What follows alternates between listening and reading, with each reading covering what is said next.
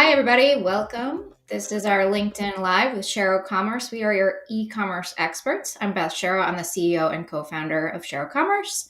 And I'm so excited to welcome you here today. We have some great topics we'll be talking about. I'm going to give you a quick roundup of my latest event that I attended, ICBA.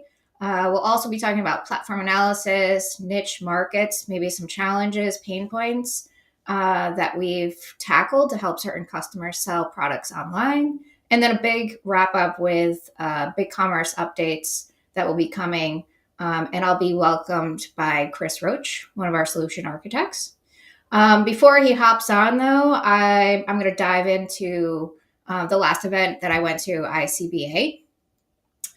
So it was in Denver, had a great time. They were so welcoming, and I got to talk about e-commerce strategy and road mapping, which was really helpful. They found it so beneficial. We did some live audits, so it was very interactive, and I spoke for over an hour and a half on the topic. So I had a lot of fun with it. They had a lot of great takeaways, and it was really interesting to learn about their niche market. Basically, they sell their online bookstores, independent. So they have certain challenges that they're facing selling books online and to students. And it was great to hear their discussions, openly talking to each other and figuring out solutions. And I was able to give them advice on things that they could tackle. And it was there was so much great content. So Mel, that organized the event and that invited me, has done a great job with that event. A lot of useful information with so many great people that provided information. Can we just pull up the slides quick? I have some images to show you of some of the people that we saw. So we had Andy Cresadino speaking there, which he had a great talk about optimizing your online store and using ChatGPT.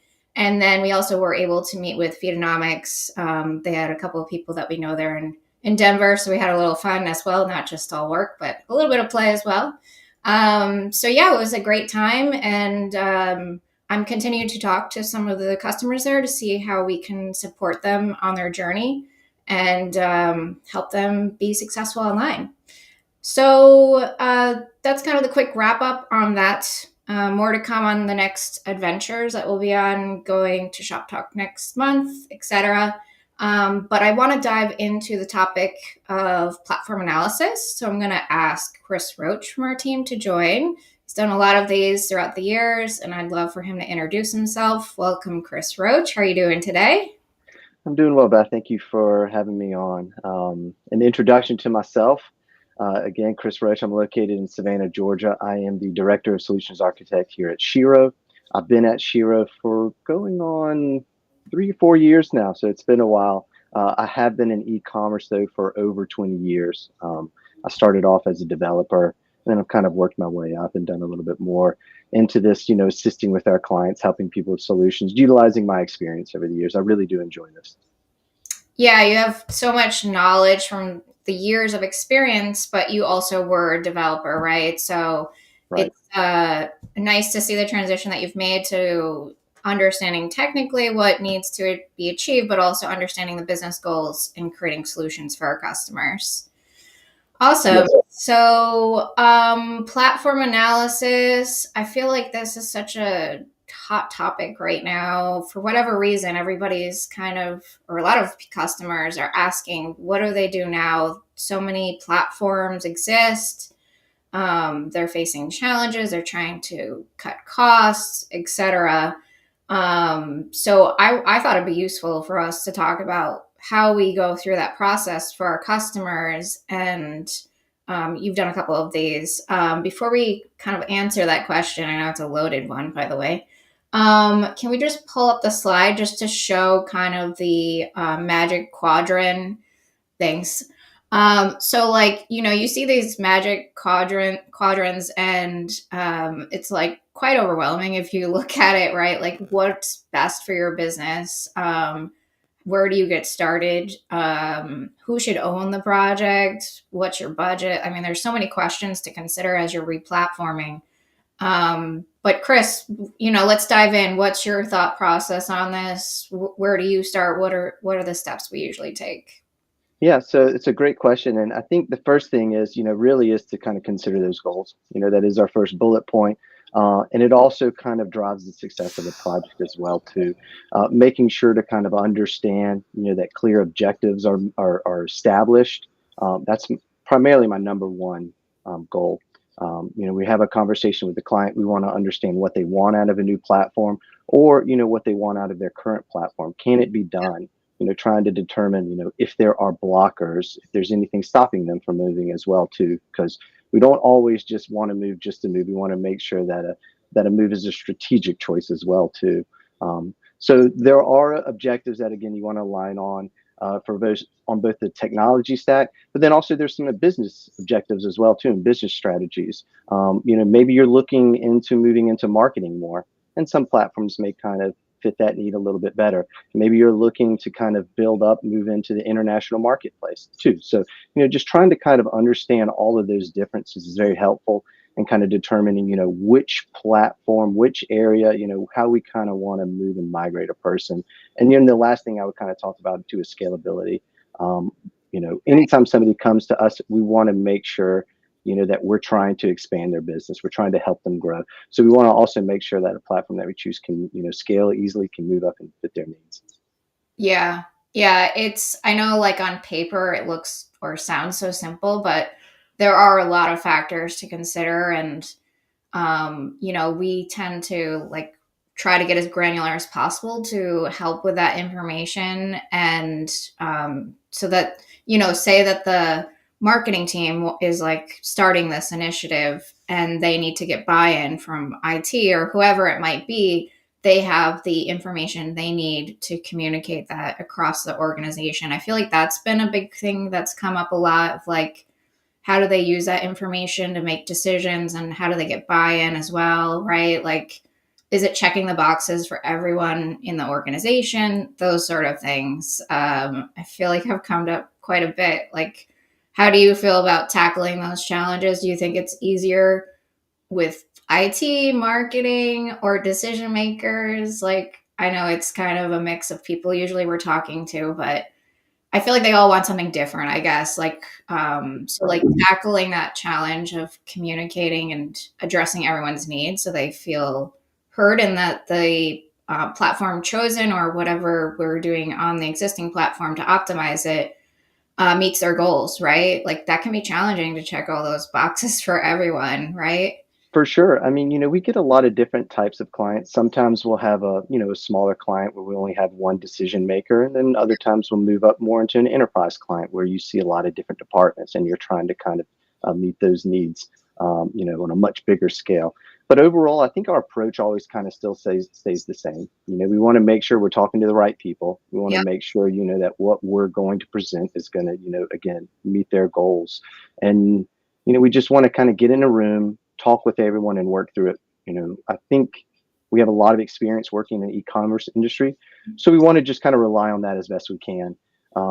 Take as much information as we can get, and then be able to provide some useful information back on what direction we feel is best. Of course, what we want isn't always the best option for the client, Yeah. and that's normal and that's acceptable too. We want to make sure that what we are going to serve again is going to fit everyone's needs. So it can be challenging, but like with most things, when you get everybody into a room working together, you end up coming to a common goal, and then being able to push towards it. Yeah, yeah, and it's actually really helpful to see that happen, like that process, because it helps build the rapport and the trust, right? And like having those challenging conversations up front helps build that partnership so that they see that we're presenting something that's more agnostic. Like here are the facts, right? And this platform can do this, and this platform can do that, right? And it's more of what do you want to do based on your goals is the way we've approached it quite often. Just because there are so many options, and we're focusing on BigCommerce, Shopify, and Adobe Commerce.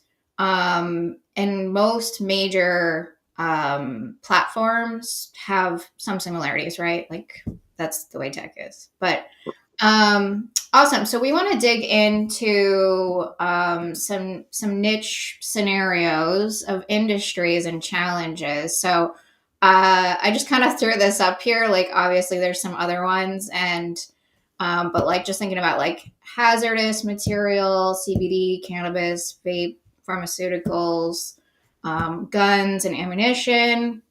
And one I didn't even list here that I kind of thought of before the call was even hair extensions can be challenging. So there's like a lot of unique business scenarios that you may not think can be challenging, but they are often very challenging to actually sell online and to be able to manage them efficiently on the backside from a business perspective, but also make it so you're meeting the regulations and the policies needed to actually sell these products. I think it's some platforms do it better than others, right? Oh yeah, for sure. And there's a lot of images on here that could be kind of a little difficult, but of course hazardous materials come in all different sizes too, and not all platforms are going to want to deal with hazardous materials. There can be a lot of shipping restrictions, handling restrictions on those as well too, even payment processing too. So Yeah. moving into this marketplace definitely requires a lot of research and understanding before you do it. And you're talking about the different platforms. And sure enough, yes, all the different platforms have different views on how they want to kind of work with these different markets. Some things that you want to make sure to kind of keep in mind right off the bat, of course, is any sort of regulatory compliances. Exactly. You want to make sure that everything that you do is up to standard. The last thing I think you want is having to kind of quickly react to any sort of request, from the state or from the government for additional information, especially around, reporting. So making sure that everything is aligned first, is the number one step for kind of moving into these types of markets. From there, though, it does get a little bit more complicated too, because it starts to kind of move into the tech stack area of it. You start to see some areas where, hey, can we fit those needs? I kind of talked about it a little bit earlier, but shipping and handling is definitely one of those. Payment processing is another too. A lot of these industries have some strict requirements around their shipping needs. It can't be shipped a specific way. It has to be shipped over a certain amount of time. It has to have additional checks and balances. And then along with it, specific payment processors. We talked about marketplaces or, e-commerce platforms.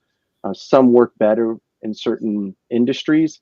And it's the same thing with payment processing. Some payment processors will only accept for certain, for certain industries. When you're talking about firearms in particular, like you can have some issues utilizing PayPal for some of those. So you want to make sure, that as you kind of start to move over into this industry, again, that you have your ducks in a row, that everything's aligned, you're ready to go, and you have a good understanding of what you're getting yourself into. It's not as easy as just setting up a site, and then starting to sell. Absolutely. Yeah. And I'm just thinking of one other one that made me think because you were talking about shipping. Um, we were just talking to a candy company and they were talking about the challenges of based on the weather. And it's like you don't always think about the challenges that customers are facing to set, not only sell these products, but like get it to you in a way that you still like, want to enjoy it and not complain and want to return because your candy melted, for example, right? So I feel like even though we kind of have these niche markets, like there's so many others, like, ICBA, online bookstores, independent, learning, selling courses online is also kind of its own niche market and has its challenges. And we've tackled quite a bit of these unique ones. I know one that that we're that you're familiar with is guns and ammunition. So do you want to talk about the pain points with that and tech stack and stuff like that? Yeah, sure, of course. Yeah. So, um, definitely this was, one of our first opportunities kind of moving into, guns and ammunition. And right off the bat, we anticipated, having some unknowns as we moved through this, process. Luckily, the client is very well established. And so we were able to lean on them for a lot of this understanding. But we still found, that there were a lot of shortcomings when it came to this, from understanding it and, knowing all of the rules. Um, talking about compliance in general here within the United States, each state of its own had a different law. You could look at places like Arizona, where it was much less regulated in terms of shipping needs, payment restrictions, how many items you can sell, versus a place like California, where it's a lot more strict. You have to go through a few more hoops in order to kind of meet their needs. So that was the first thing that we kind of wanted to look at, was just making sure we had a good understanding of the laws. And we really couldn't find a great central repo for all of that information. We kind of had to pull from a lot of different locations, and that was difficult because we couldn't really automate it. We were looking for a way to kind of try to automate our regulations so that we were always up to compliance. But Right. it was something that was difficult to do. We had to rely on the client a lot for this. And also the client had some of their own restrictions that they put in place. In a lot of places, age checks are required, but you only have to be 18. But our client decided, hey, we want to bump that up to 21 as well too. So there's a lot of different ways that you can kind of approach this, and this was something that they kind of wanted to do. So that's the first one that we had to look at, was the rules. Another challenge, we've kind of talked on this a little bit more, was around shipping and handling. Some items have to ship a specific method as well. It can't be ground. It can't be sitting in a truck for too long. It has to go by plane. It has to go 2 days, and it has to be there quick. We don't want anything to be able to get lost in transit, Yeah. um, which That would can be, be a little bit tricky for sure. yeah. Yeah. Well, and But also from past experiences, there's also like the FFL, dealers, and there's like a whole different scenario with that, which is a whole another can of worms. No, yeah, and that was it. That was one of the things, and luckily we were able to find an out of the box solution for that one, because that was one of our biggest concerns. Is what you're alluding to, is the federal firearm license dealer. Right. Our Yeah. client is one, which gives them the ability to sell weapons. But when you are shipping weapons, they have to go to a dealer as well too. You can't just ship it to someone's front door, and pick it up. It has a lot of rules that have to be followed, and that was one that was very interesting to learn about as well too, as we move through the project. Some of the other areas, again, I kind of talked about this, about payment processing. You're unable to use specific payment processors for some of these industries as well too. So definitely make sure that you can meet those requirements. It required a lot of pivoting on our side, and even on our site we got to do some fun restrictions as well too. We got to flag specific products as requiring to be containing hazardous materials, containing firearms or ammunition, and they had a specific checkout method when that was the case, versus when we did have items in the cart, it went through a different process. So it was kind of fun to work through the different workflows of this. It was challenging, of course, but it was fun to kind of move through it and figure out some of these different needs. Another area that we're talking about, and this is something that a lot of people are trying to do now, is expand in different marketplaces, Yeah. utilizing people that we partner with, like Feedonomics, being able to kind of take your products and push them over to selling on Walmart, selling on Amazon, some of the bigger ones. But there's a lot of different ones out there too, and I found that there's a lot of different resellers of guns and ammunition as well too. But you're not able to kind of push to all those marketplaces, so you're kind of limiting yourself and the reach of your product as well too. But it was still fun to kind of learn about that as well as we kind of move through it. And then I also have to touch base kind of on the public perception and the social responsibility of this as well too. I think we're all aware, that this is a very, especially in this specific scenario, weapons and ammunition, it does carry a lot of additional conversation with it right now too. So we wanted to make sure, that we are very careful with the way that we approach this. And our client does a very good job of this too. We worked with them very well. They have a lot of messaging. They added additional, the background checks or age verification checks that we talked about earlier too. So they did a lot of different things to kind of try and push it and make sure to let everyone know that, this is taking it very serious as well too. Yeah, that's great to hear. And this particular build, because we've had other ones in the past, but this one that you're talking about is on BigCommerce, right? Correct. Yes, we were unable to choose any other platform because of the specific industry that was in. And BigCommerce, the team, they worked great with us as well. We started off with a discovery process. BigCommerce was on that discovery process with us. They reviewed a lot of our notes. It was fantastic. They were very helpful. and we really enjoyed working with them. We learned a lot, and I think they learned a lot too, working with us as we moved through this project also. Awesome. Well, thanks for sharing that. I know a lot of those pain points apply to other markets as well. Like the payments one is just like a real struggle with a lot of different niche markets. So, if you have any challenges like that, we have different ways that we've tackled it, and happy to answer any questions around any pain points with selling unique products that, most platforms don't want you to sell, I guess I should say, and or how do you take the payment for it. Awesome, Chris, thanks for sharing all of that. And we also have some upcoming BigCommerce release updates. I know these aren't like fully announced, all of them yet, but just kind of wanted to highlight some of the things, and just we'll be following up and have BigCommerce on to kind of dive into these more. But is there anything you wanted to highlight, Chris, that you're excited about for this upcoming release, or things that have been released, like Catalyst just got released, for example? Sure. Yeah, no, it is very exciting. I think we talked earlier in the week, and I said everyone was just trying to kind of get through the holiday season.